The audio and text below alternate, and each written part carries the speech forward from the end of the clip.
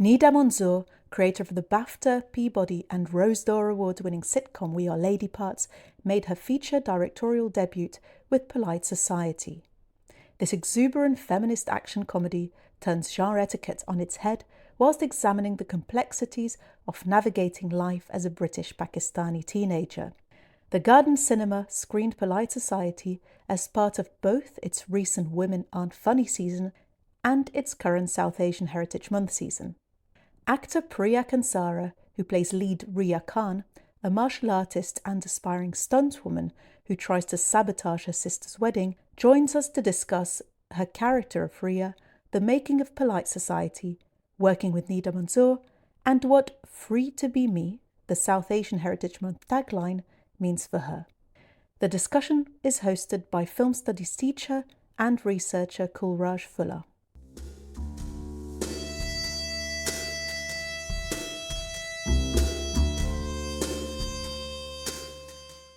Thank you, everybody, for staying with us. And, you know, I think, as you'll kind of hopefully agree, this is like a film that is fun anyway, but even more fun to kind of watch in a packed, kind of like with a packed kind of like room of people. Priya, has it been a while since you've seen the film? What was it like for you seeing the film after, presumably, what was possibly maybe a while since you've last seen it? Yeah, I think the last time I watched it with people probably was... And in general, actually, it must have been like a year because it released just over a year ago, and we watched it a lot then, obviously with screenings and press and etc. So, so nice. There's like such a wonderful feeling, like getting to experience it with an audience and see it through their eyes, and that's really special. Does it make you feel a little bit queasy though, seeing you getting kind of like beaten up and stuff? Or do you have enough kind of distance from the film now to be like, that's just a character who looks a bit like me? Oddly, I'm used to it. I don't know if you can get used to something like that. But yeah, I definitely become a little desensitized to it. And more so, again, it's just fun seeing everybody else respond to all of it. And laughing along with it. I think we had a really kind of responsive audience. So thank you all for your participation as well. So let's kind of like backtrack a little bit then. Tell us a little bit maybe about your background and how did you get involved with this, you know, fantastic, brilliant film? Oh, wow. I don't even know where to start with that question. We could go back a long time. But I was very lucky very quickly, I will say. I was working a full-time job, not in the industry. I worked in healthcare communications and I studied molecular biology at university. And as a lot of South Asian kids will know, you know, pick the safe route first. And I eventually decided that acting was for me and I wanted to really, truly pursue it and give it my all. And within the first year, I was lucky enough to get the audition through the door, and actually I auditioned for another part in the film, and Nida and the producers kind of got in contact and were like, no, we'd like to see you audition for Riya. And basically within a week I got the phone call and they were like, we want you to play Riya. And it was just, if I could bottle that moment up, I so would. It's like better than drugs. Right. And, I mean, because also it's also one of your first, on-screen roles as well. And so to be playing the lead and, you are there in most of the scenes in the film as well. So I guess it's also quite a lot of pressure, I guess, with it also being Nida's first film too. How did you kind of like deal with that sort of situation, or on some level was it also kind of new, you just were like, yeah, let's just get on with it, Oh my gosh. Ignorance is bliss, I will say, so that sometimes when you don't know what you're walking into, I think there's a level of like calmness that you can approach it with. And I didn't understand, I think, the scale of it. I didn't know what it would be like to play it, so I didn't have any kind of assumptions about the pressure that I might feel because of it. But in the same vein, I had like a huge amount of imposter syndrome, which I know is something I think we all deal with and it will never truly go away. But like, I remember sitting at the table read and I looked around the room and I realized I was the person in the room with the least amount of experience and the most amount of lines, and was like, I don't know if everyone's going to regret their choices by the end of this read, but I just hope that I can you know, I wanted to just do my best, and I wanted everyone to feel that what I was putting forward was right for them too. And, you know, I was just so lucky with such a supportive team. Never ever made me feel anything less than like the person for Rhea. So I just had the most fun and really just like dove into it. It was really great. And, you know, you say fun, but also, you know, you do get beaten up quite a lot in this film. And, you know, I think most of us could imagine that it was probably a very physical process. Not only, I guess, the actual shooting, but also presumably you had to do some kind of preparation and training as well. So could you maybe tell us a little bit about that? So we had, I think I was cast about like 6-7 weeks before we started the shoot. So it gave us a little bit of time, but not that much time. And I think literally the next day it was like fight assessment, stunt rehearsal, fight rehearsal, like meet the coordinators, do the wire work. And I basically was working every day up until the shoot to learn the fight choreography and I've never done martial arts in my life before. I'd never done any kind of stunts on this scale before ever. And so everything was new to me, but it was really important to me and the team that I was able to do as much of the stunts as possible, because this is essentially a movie kind of like from the perspective of Rhea in a way. This is a movie as if it was made by her, you know, it's all her favorite things amalgamated into a film. And so the fighting should be reflective of her. And, you know, I'm not Tomb Raider. I'm not like she's a teenager, so it's allowed to be rough around the edges, but, you know, she's still training in martial arts. So we wanted to get that balance right. And I think in a way, for me to do it over a stunt person, a stunt woman, it kind of made it more authentic in a way. And so, yeah, we just went for it. But it was very physical and it was a lot to learn. But really, again, I mean, all the kudos to the stunt team that we worked with. Rob Locke, who was our fight coordinator, and Crispin Layfield, who was our stunt coordinator, were just incredible. They made me feel like I was capable of doing anything. And when you have a team around you like that encourage you every day and empower you every day, there's not really much that can go wrong, sort of. Brilliant stuff. I mean, I think the other thing, and I think that's interesting what you're saying about how in a way the sort of fight scenes, the approach to kind of like the martial arts is also informed by the fact that Rhea's character is learning to be a stunt woman. So she's not a fully developed stunt woman yet. So there's that kind of scrappiness to it. But also, I think one of the things that's also really striking is also the way that, you know, again, it's that kind of genre element of the film, that this is an action comedy as well. And the presence of kind of like comedy within even those kind of like fight sequences as well.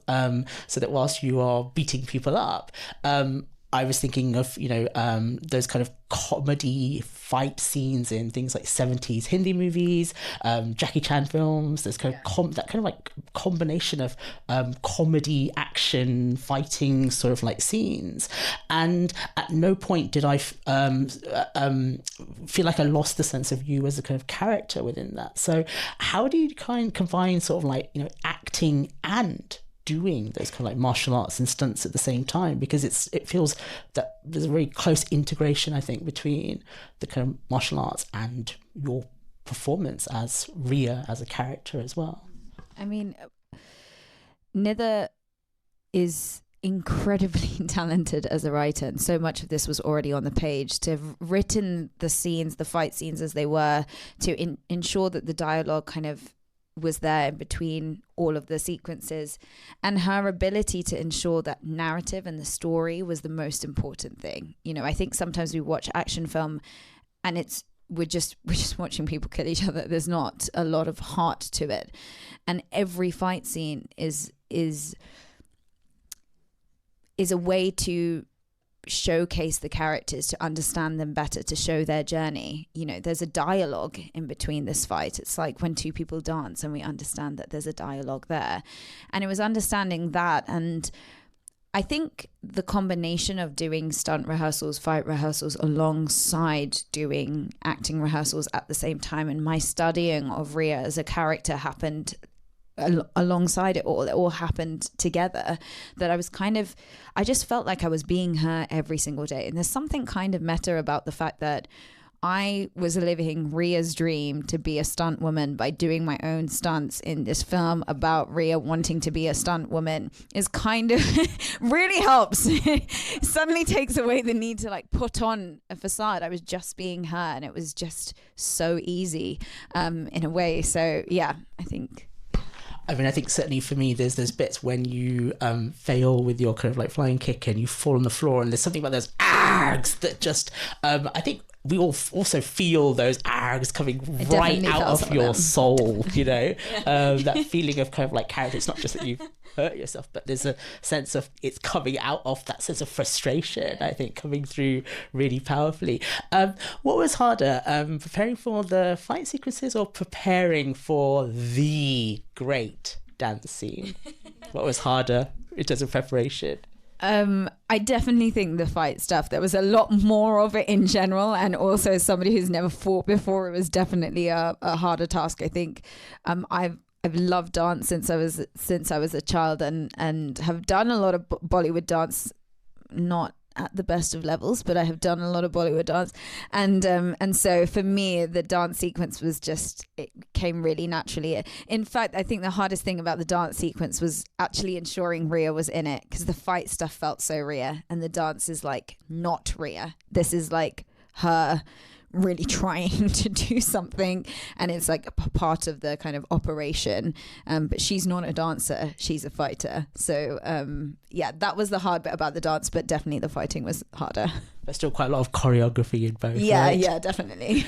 And you know, the film, I think there's definitely a Hindi cinema vibe throughout the film. There's a Mohammed Rafi song in there, and there's something about the kind of quite a revenge plot, but there's something about your character's determination that the moment that you have that suspicion, like, right, this is what I'm going to do, and there's a kind of obsessiveness that you, I think, see in some of those 1970s, you know, Amitabh Bachchan movies, etc. So, is kind of like Hindi cinema, Bollywood, is this a kind of a reference point for you as well? Absolutely. I mean, there's clearly so many references to 1970s and just general Bollywood cinema as a whole within the film. And the dramaticness of this film as well, I think you can take a lot of inspiration from performances within Bollywood, because there is this like heightened, almost surrealist like element to Bollywood, this spectacle, you know. Bollywood is a spectacle, and this film is a spectacle, and there's something so fun about that, and yet it doesn't take us away. It still feels very grounded, and I think Nida kind of allowed that balance to be created, you know. But it's because there's so many reference points in it as well. So not just Bollywood, but, you know, like action film, Hong Kong action films, and, you know, and comedy as well. And even bits that feel like almost horror-esque to it all. So it was really fun to kind of watch so many different things and feel inspired by so many different things. And I grew up on a very healthy diet of Bollywood cinema, but also action films as well. Both my mom and my dad like really were heavy on those influences, and so it was so wonderful for me to kind of combine those things that I love so much and have shaped me so much into this role. And you know, with all those very different references, I mean, how do you I guess kind of like maintain a sort of coherence in terms of the kind of character? Because again, there's the comedy, there's the action, there's the very kind of like powerful relationship, you know, the sister relationship, the family relationships. I mean, how do you kind of like I guess kind of keep Ria throughout that? I mean, you said that, you know, during the dance sequence it felt like this is the bit that is the least kind of Ria in a way, but how did you maintain Ria throughout all those very different kinds of types of performance and sort of scenario? These are really good questions. I feel like, I think, for example, with comedy, it's about being truthful. It's the truth that's funny to somebody else. Like, Ria doesn't think she's funny. She's just being herself. It's the audience that thinks she's funny. And I think that feels true to all kind of genres and themes within this as well. You know, I don't play the theme. I don't play the genre. I play Ria. And she is the heart of what I do. And so long as she is my focus, everything else comes second. And everything else is often, you know, the comedy is not just from my performance or my castmates' performance. It's within the edits, in the direction, it's in the prop, it's in the sound effect. Not everything comes from the actor. The most important thing that comes from the actor is the character, is her. And so I think ensuring that she was my center, and that was the only important thing that must never be lost, was made it a lot easier to kind of get rid of all of the things that make it easy to not focus on that, basically.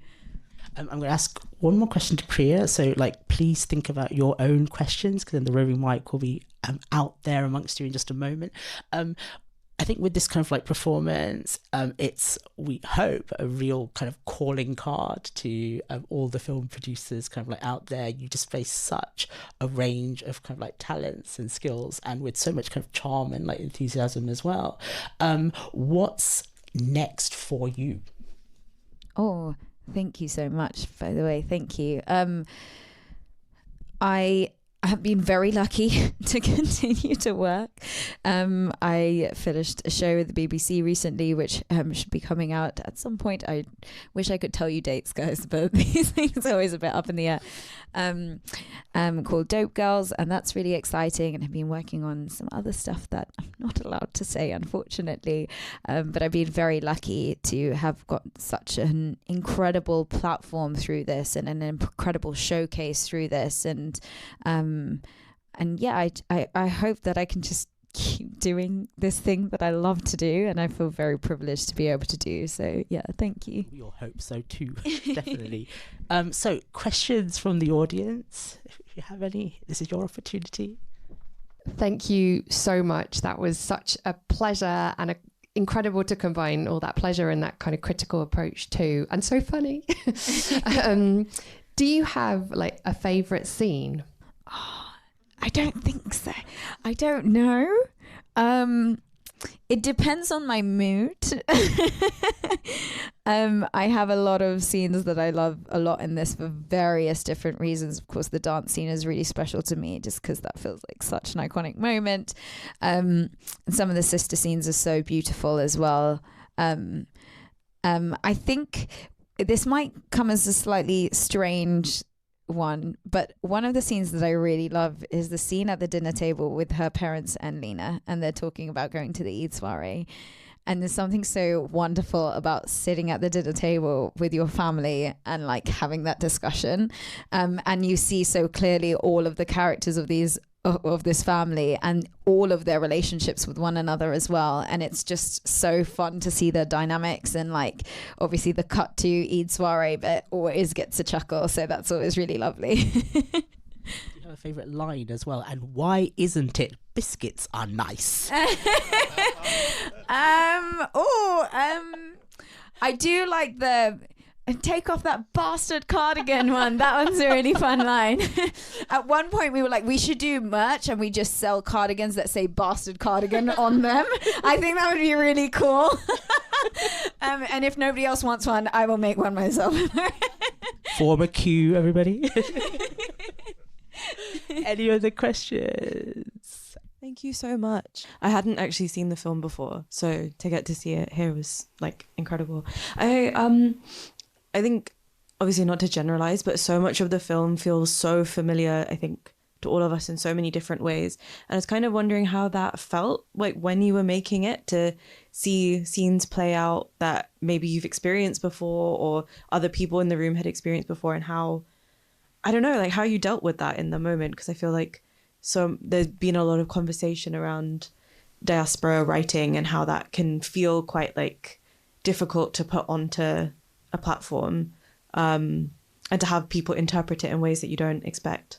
I don't really know what this question is, but just how, yeah, you can do with that what you will. Thanks. I mean, I sort of get what you're trying to say. I think, I'm sorry if I misinterpreted it. It feels really special when you read something that feels so true to the life that you lived and the people that you know. There were, when you read something, you're like, I know this person. And when you act out a scene, you're like, oh my gosh, this is deja vu. It's happened before. There were bits about the sister relationship. I remember the first time I'd ever seen any of the script. there was this, you know, in the scene, like Lena and Ria having a conversation, and my two cousin sisters who I'm very, very close to, I literally call them my Lena and Ria because they are exactly that. And the conversation, I remember reading it and literally phoning them up and being like, this is you. Like somebody has like snuck in your house, has been watching you and wrote a script. It was so like special to see that. And in a way, it just made it easier to be Ria and to be in those moments because it felt so familiar, and it was like, oh, I know what to do in this situation. It's kind of, you know, you feel kind of it feels natural, and that was really lovely. And again, it just goes to show how brilliant Nida is as a writer and director to be able to you know, put something on that we can all relate to, and not just the diaspora, but I feel like there's a universal relatability to this movie. And the other thing that I think is really important when it comes to something that's relatable is the specificity of it. You know, when somebody tries to represent everyone in something, it suddenly becomes like too filtered, it becomes diluted. And Nida chose to speak in a really specific voice and didn't like shy away from the specificity of these characters, of them liking this really weird thing of siblings talking in a really weird way and them having a language that only siblings know how to speak. And, you know, when they dance, they only ever dance to that song, and it's like a really weird thing that they do. And like leaning into that is actually more relatable to us. And I think that made it even more fun. Like all of us getting to like learn a language with our other castmates and learn that language with the crew as well, and like how we wanted to create that specificity. And I think it's been so wonderful to see that other people have kind of seen themselves in those things and been able to relate to it. Thank you. And I do think it's worth saying that I think your chemistry with Ritu Arya is absolutely stunning as well. You know, very kind of like believable, very kind of like tender, but also very realistic. There is a lot of love when you are beating the crap out of each other in that scene. I've had a lot of sisters be like, this is my life. And I was like, glad to know that you have such a loving relationship with your sister. No, but Ritu is incredible as well. Like I remember the first day I met her, she gave me a present in a car and was like, so we're sisters. And I was like, well, that was easy. Like that was really easy. And it was really just that easy. She was so easy to just, we still are like sisters, and I'm so lucky to have a relationship with her like that. Brilliant. Any more questions? I can't quite see if any. Oh, do we have one at the back? I can't quite see if anyone's got. Oops. Oh. Thank you. I don't know if you're personally interested in writing, but you mentioned how your own childhood growing up on action films and Bollywood films had informed this experience and your enjoyment of it, and also how much of the story was quite relatable in some ways. If you were to write a story, perhaps inspired by those influences, or any story at all, what do you think you would write? Oh, do I want to give away my secrets? I have a few ideas up my sleeve. I think there's something really interesting about family relationships and community. I grew up in a really big family with a really large community, and I think understanding dynamics between family members and even those that like come into your life as family, I think is really interesting. But even just, you know, like I think I watched like Transporter at an age I shouldn't have watched it at, and like John Wick and James Bond and all the rest of it. My dad was a massive fan, and I think it'd be really cool to again combine that like really serious like action and really like good action. I think with this the spectacle again of Bollywood and kind of seeing how they kind of marry, but perhaps in again like big community setting. Yeah, some more. I have a brother, so maybe we'll do a sister-brother relationship this time. But yeah. Any more questions? Okay, well, if no one has any more questions, the one final one that I want to ask Priya, so for South Asian Heritage Month, which just started last week, the theme this year is Free to Be Me. So just to hopefully end on a kind of inspirational kind of like note, Priya, can you tell us what does that mean to you? Free to be me. What does that mean to you at this stage of your career? Oh my gosh, that's a very deep question.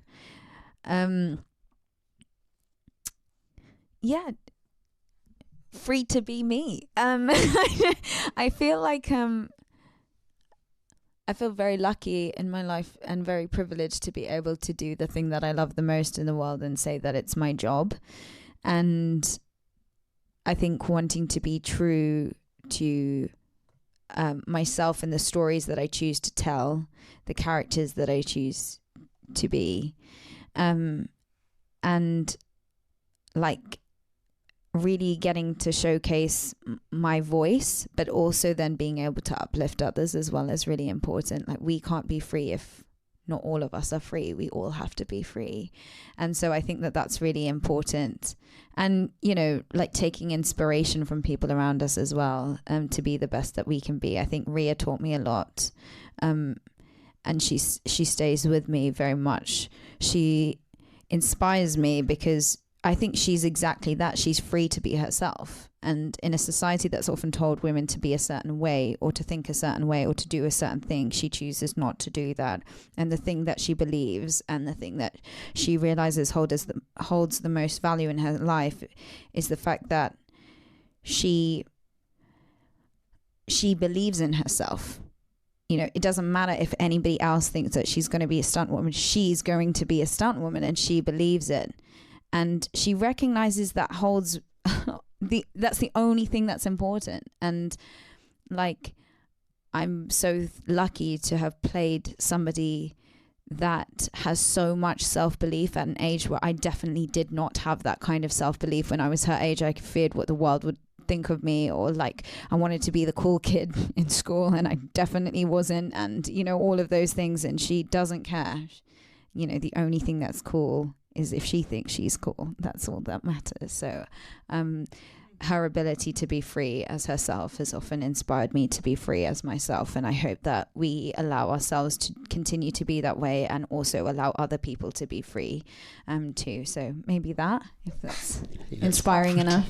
I think we all feel inspired, and I think it's also safe to say that I think we all hope to and look forward to seeing your next kind of like roles, and really hope that you can kind of like build on this incredible performance. So everybody, please join me. Thank you so much for joining us, Priya Kansara. Thank you for the wonderful questions. Thank you. Please do check out the Garden Cinema programs. Thank you so much to Arafili, who's not here, Molly, who's not here, Abla, who's sort of introduced us today. Thank you to all the kind of team on the side and outside. I think this cinema is really good at making people feel welcome, so huge thanks to kind of like all of you as well. Please check out their programs. So this screening was part of 2 programs. So Women Aren't Funny, which I think is still on for another week or so, plus the South Asian Heritage Month program, which is on for another few more weeks. So please do check out those fabulous programs, support the Garden Cinema. Thank you so much for joining us, everybody. Thank you, Kulraj. Thank you. That last question, I was like, be inspiring, Priya.